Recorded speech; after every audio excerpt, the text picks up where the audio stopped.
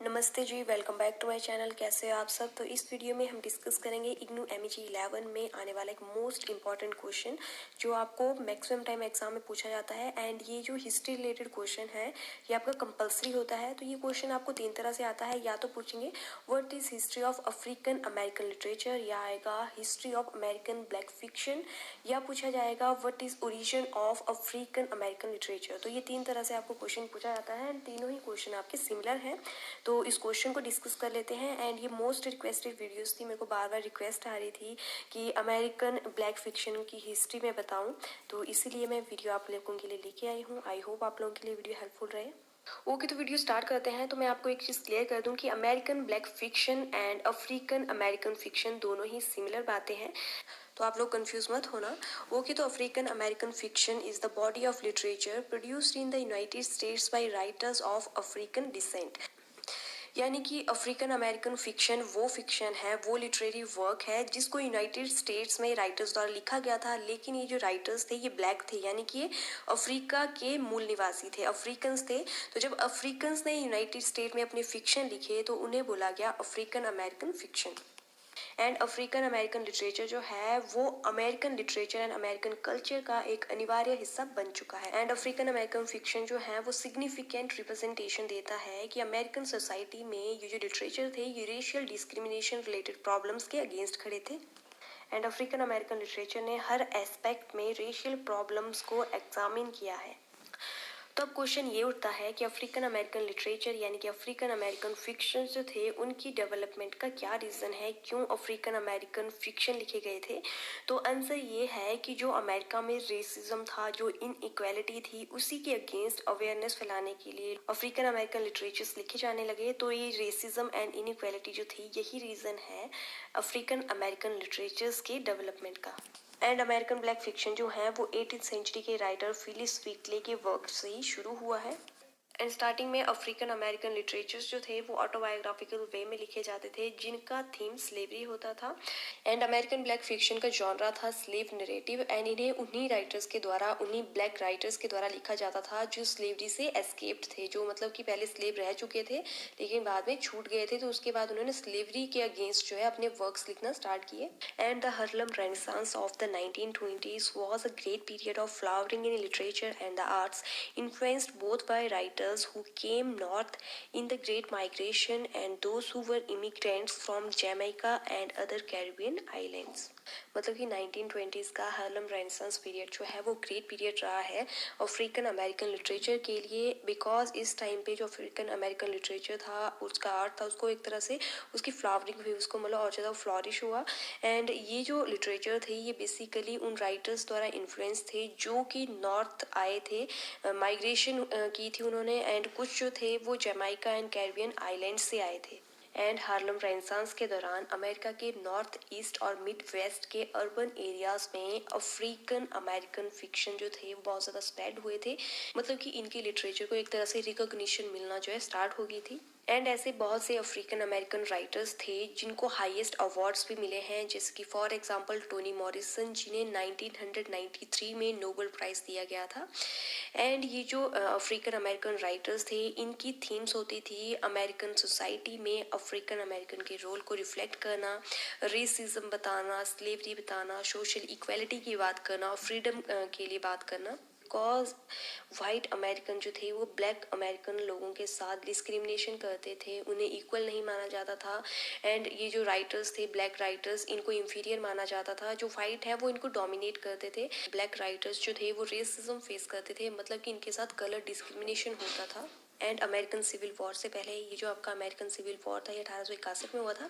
तो American civil war से पहले तक के जो लिटरेचर थे वो बेसिकली उन लोगों ने लिखे थे जो स्लेवरी से बचे थे एंड स्लेव नरेटिव्स का ये यूज़ करते थे, मतलब कि स्लेवरी की कथाएं ये लिखते थे। एंड इनमें path of justice and freedom based जो है कंटेंट होता था। एंड एज स्लेव एक पर्सन की क्या लाइफ होती है, कितना वो सफ़र करता है, कितना ज़्यादा उसको टॉर्चर किया जाता है, विदाउट वेजेस उससे काम कराया जाता है।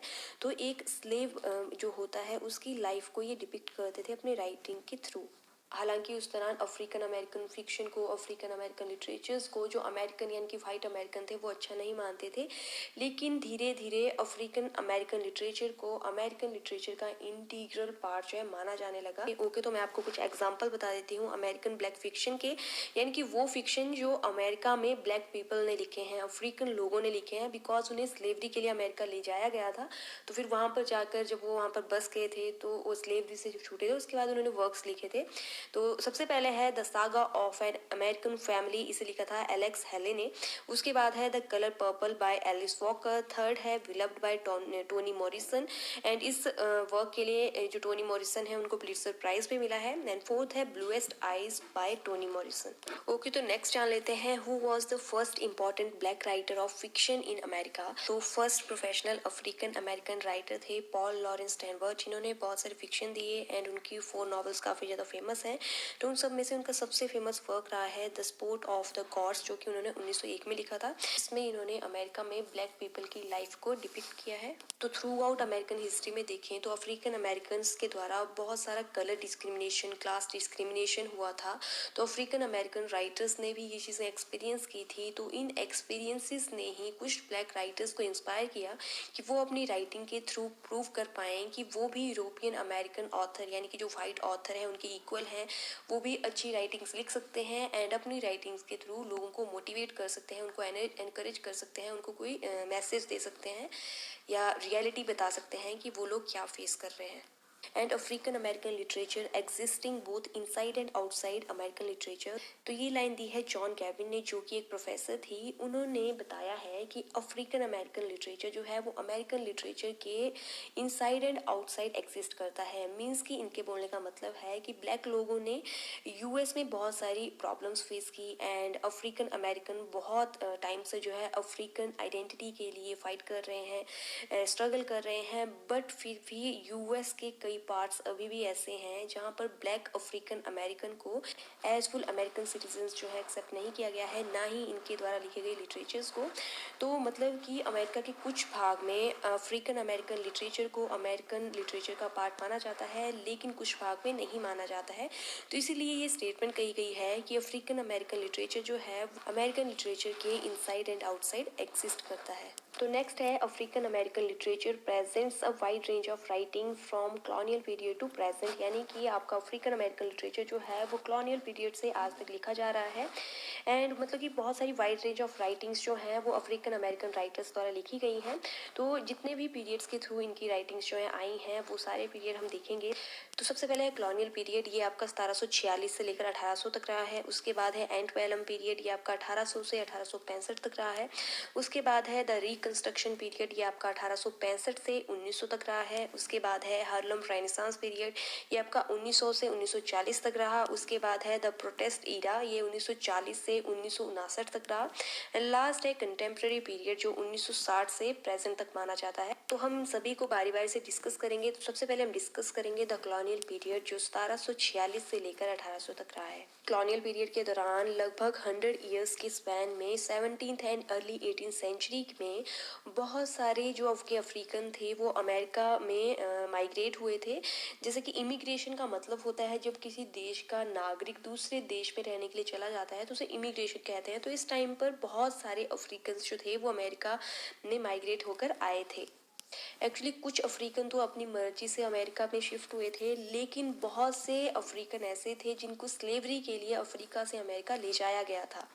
So one of the captured slave who were transported to colonial America was Whitley। तो ऐसे ही एक अफ्रीकन पर्सन था जिसको कॉलोनियल अमेरिका में जो है पकड़ कर लाया गया था, एज स्लेव जो है उसको कैप्चर किया गया था। तो वो थे व्हिटले, इनको भी अमेरिका जो है एज अ स्लेव ही पहले लाया गया था। एंड बाद में फिलिस व्हिटले जो कि एक फीमेल राइटर थी, उन्होंने अपने ऐसे वर्क्स दिए जिनके कारण उन्हें इंटरनेशनल रेपुटेशन मिली एज राइटर। तो काफ़ी ज़्यादा फेमस रही थी, हालांकि ये पहले स्लेव रह चुकी थी, लेकिन बाद में एक अच्छी अफ्रीकन अमेरिकन राइटर भी प्रूव हुई थी। And because of racism, many African American writings were not accepted as authentic works such as Frederick Douglass and Harriet Jacobs. मतलब कि ये जो आपके अफ्रीकन अमेरिकन राइटिंग्स होती थी जिनको अफ्रीकन अमेरिकन राइटर्स लिखते थे उनको जो है रेसिज्म की वजह से बिकॉज वो ब्लैक थे तो रेसिज्म के कारण उनका जो वर्क था वो एज अथेंटिक वर्क जो है एक्सेप्ट नहीं किया जाता था। एंड ऐसे ही कुछ राइटर थे जिनका नाम था Frederick Douglass and Harriet Jacobs. तो हम देख सकते हैं कि अपने कलर के कारण इनको किस हद तक डिस्क्रिमिनेशन फेस करना पड़ता था। And the issue of slavery and revolutionary war led to the development of African American writings. Their works reflect the African American suffering. तो यहाँ से आपको क्लियर हो ही गया होगा कि अमेरिका में जो स्लेवरी का इशू था यानी कि जो ब्लैक अफ्रीकन थे उनको स्लेव बनाया जाता था तो अमेरिका में इस स्लेवरी की वजह से रेवोल्यूशनरी वॉर्स हुए उनसे अफ्रीकन अमेरिकन राइटिंग्स जो है डेवलप हुई। एंड अफ्रीकन अमेरिकन राइटर्स की जो भी वर्क्स होते थे उसमें वो अफ्रीकन अमेरिकन की सफरिंग को दिखाते थे उनकी सफरिंग को रिफ्लेक्ट करते थे कि एज स्लेव उन्होंने अपनी लाइफ कैसे गुजारी। तो इससे फिर अमेरिका में धीरे धीरे स्लेवरी के इशू पर अवेयरनेस स्प्रेड होना स्टार्ट हुई। ओके तो नेक्स्ट हम डिस्कस करेंगे द एंड पैलम पीरियड जो कि 1800 से 1865 तक चला है। एंड पैलम पीरियड के दौरान ब्लैक स्लेव राइटर्स ने जैसे कि फ्रेडरिक डगलस हो गए, हैरियट जैकब्स हो गए, विलियम वेल ब्राउन हो गए, इन्होंने अपनी स्लेवरी की जो स्टोरीज थी इनकी अपनी लाइफ की जो स्टोरीज थी एज स्लेव उन स्टोरीज को नरेट किया अपने वर्क्स के थ्रू अपने वर्क्स में। तो उस दौरान लिटरेचर को स्लेवरी के अगेंस्ट एज वेपन यूज किया जा रहा था एंड इनके थ्रू बताया जा रहा था कि ब्लैक अफ्रीकन अमेरिकन के साथ इनजस्टिस होता है एंड उनको जो है स्लेवरी में बांध कर रखा जाता है। तो अगर आप में से किसी को पता नहीं है कि स्लेवरी क्या होता है तो मैं आपको बता दूं कि स्लेवरी का मतलब होता है जब एक पर्सन पर किसी दूसरे पर्सन का राज होता है एंड वो पर्सन जो है जिसके ऊपर राज किया जा रहा है वो टोटली उसके कंट्रोल में होता है, उससे जो है वो अपनी मन मर्जी मुताबिक जो है काम करवाता है एंड उसको कोई भी वेजेस नहीं दिए जाते हैं। एंड अगर वो अपने मास्टर को मतलब कि अपोज करता है या उसके किसी ऑर्डर का पालन नहीं करता है तो उसके बाद जो है उसको पनिशमेंट दी जाती है या तो उसको जला दिया जाएगा या उसको भूखा रखा जाएगा या बहुत ही मतलब गंदी गंदी उनको पनिशमेंट्स दी जाती थी जो कि आपके स्लेव्स होते थे।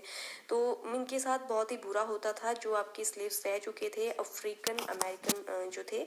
तो इसीलिए ये इतना ज़्यादा मजबूर हो गए थे कि ये स्लेवरी के अगेंस्ट फिर अपने लिटरेचर लिखें एंड लोगों में अवेयरनेस फैलाएं।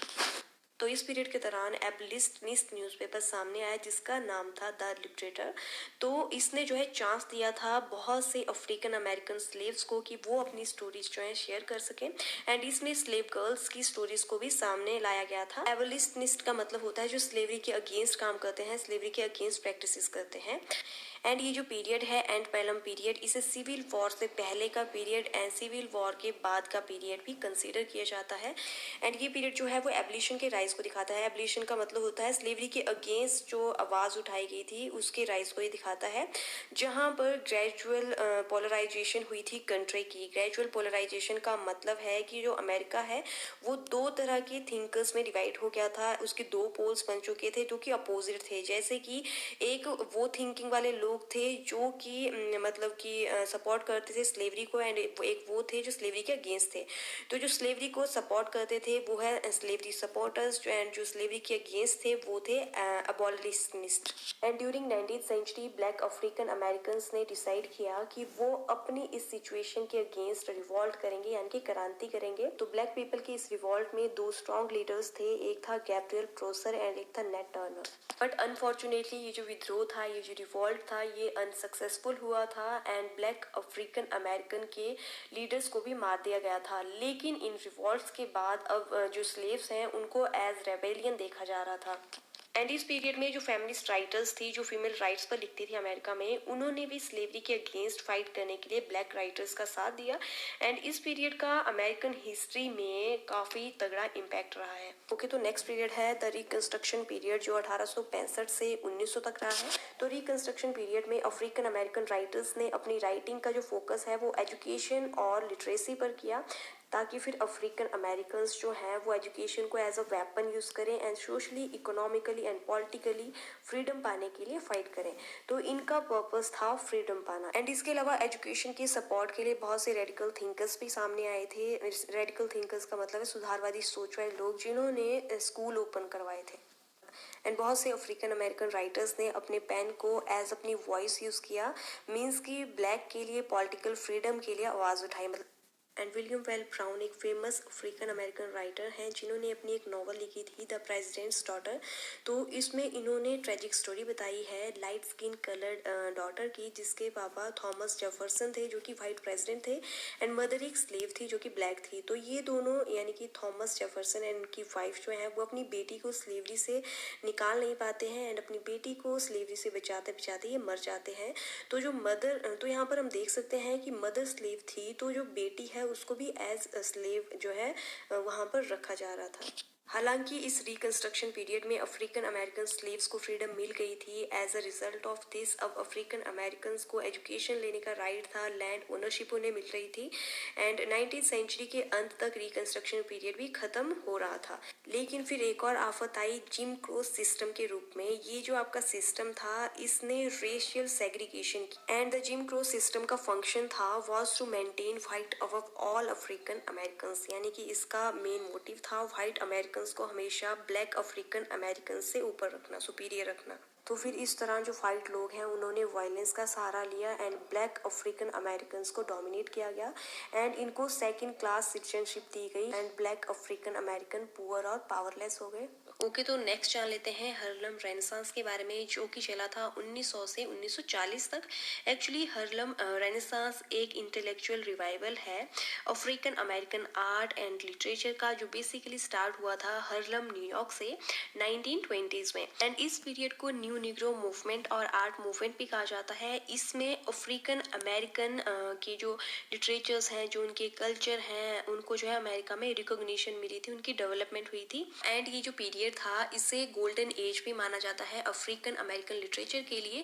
एंड ये जो मूवमेंट था ये 1900 से 1940 तक art, music, literature and politics में हुआ था एंड 1900 से 1940 तक ह्यूमन राइट्स की मांगे बढ़ती जा रही थी कि हार्लम रेनेसांस ये जो पीरियड है इसके लीडर्स जो थे वो यंग जनरेशन के यंग आर्टिस्ट एंड राइटर्स थे एंड वो प्रूव करना चाहते थे कि उनमें भी क्वालिटीज हैं एंड अफ्रीकन अमेरिकन राइटर्स जो थे वो ब्लैक थे एंड उन्हें अपने इस ब्लैक कलर पे प्राउड था, ना कि कोई शेम थी। एंड ये जो अफ्रीकन अमेरिकन यंग आर्टिस्ट थे ये पॉलिटिकल इश्यूज से दूर ही रहना चाहते थे एंड हार्लम रेनेसांस जो है वो 20th सेंचुरी में African American literature, intellectual culture का जो है मोस्ट इंपॉर्टेंट इवेंट माना जाता है। ओके, तो नेक्स्ट जान लेते हैं द प्रोटेस्ट एरा के बारे में जो कि 1940 से 1959 तक चला था। इस पीरियड में रेशियल डिस्क्रिमिनेशन के अगेंस्ट प्रोटेस्ट किए जा रहे थे and equal rights and freedom के लिए प्रोटेस्ट हो रहे थे बिकॉज फर्स्ट वर्ल्ड वॉर के कारण ग्रेट डिप्रेशन चल रहा था एंड अफ्रीकन अमेरिकन ने वर्स इकोनॉमिकल सिचुएशन को फेस किया था, एक्सपीरियंस किया था, मतलब कि गरीबी झेल रहे थे and African American writers had difficulties in obtaining funds to develop their writing career. यानी कि अफ्रीकन अमेरिकन राइटर्स यानी कि जो ब्लैक अमेरिकन थे उनकी जो फाइनेंशियल कंडीशन थी वो इतनी ज़्यादा वर्स हो चुकी थी कि वो अपने राइटिंग करियर के लिए भी फंडिंग नहीं कर पा रहे थे एंड कोर यानी कि कांग्रेस ऑफ रेशियल इक्वालिटी एक ऑर्गेनाइजेशन चली जिसने political, social and economical field में ब्लैक अमेरिकन के साथ हो रहे डिस्क्रिमिनेशन के अगेंस्ट फाइट किया। एंड इसके अलावा in 1935 Mary McLeod Bethune's established the national council of negro women to tackle the concerns of black women. मतलब कि 1935 में मैरी मैकलॉड ने NCNW यानी कि national council of negro women एक जो है ऑर्गेनाइजेशन, एक उनकी स्कीम थी, एक पॉलिसी थी जिसको इन्होंने एस्टेब्लिश किया, जिसका काम था ब्लैक वुमेन की कंडीशन को सुधारना, उनके जो भी प्रॉब्लम्स थे उनका हल निकालना। ब्लैक अफ्रीकन अमेरिकन ने वर्ल्ड वॉर 2 के लिए एज फुल सिटीजन्स फाइट करने के राइट्स की मांग की थी।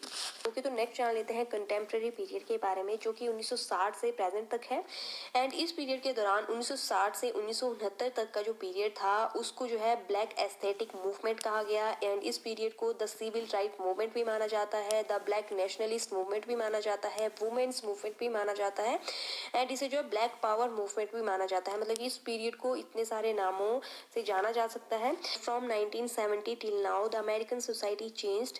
In this period black literature become an important part of university curriculum। यानी कि 1970 से अब तक देखा जाए तो अमेरिकन सोसाइटी काफी ज्यादा चेंज हो चुकी है। जो रेशियल डिस्क्रिमिनेशन होता था ब्लैक अमेरिकन के साथ वो कम हो चुका है एंड इस पीरियड में अब ब्लैक लिटरेचर को भी इम्पोर्टेंट पार्ट माना जाने लगा है यूनिवर्सिटी के करिकुलम का। मतलब कि अब ब्लैक अमेरिकन लिटरेचर्स को भी करिकुलम में सम्मिलित किया गया है एंड इस पीरियड में बहुत सारे स्टूडेंट मूवमेंट्स भी हुए बिकॉज वाइट स्टूडेंट्स के लिए सेपरेट कॉलेजेस होते थे, तो स्टूडेंट ने मूवमेंट्स किए एंड रेसिज्म, पॉवर्टी के अगेंस्ट जो है फाइट की। 1940s एंड 1950s में वुमेन को घर के काम तक सीमित रहने के लिए प्रेशराइज किया जाता था, लेकिन कंटेम्प्रेरी पीरियड के दौरान वुमेन मूवमेंट्स बहुत सारे चले यूएस सोसाइटी में एंड बहुत सारी फीमेल राइटर्स ने इसमें पार्टिसिपेट किया था एंड अपनी राइटिंग्स के थ्रू इन्होंने पैट्रियार्कल सोसाइटी का मिरर लोगों को दिखाने की कोशिश की थी। ओके, तो जो most famous and most prominent African American writers रहे हैं उनको देख लेते हैं। तो सबसे पहले है डी.यू. बॉयस, फिर है चार्ल्स चेस्टनट, उसके बाद है पाउलिन हॉपकिंस, उसके बाद है पॉल लॉरेंस डेनबर, उसके बाद है सटन ग्रीक्स एंड लास्ट है जेम्स वेल्डन जॉनसन। तो यही था history of American black fiction के बारे में। आई होप आप लोगों के लिए वीडियो हेल्पफुल रहेगी एंड अगर आपको वीडियो थोड़ी सी भी हेल्पफुल लगी है तो प्लीज़ वीडियो को लाइक करो, शेयर करो एंड मेरे चैनल को सब्सक्राइब करो। ओके, तो मिलते हैं हमारी नेक्स्ट वीडियो में। Till then take care, bye bye.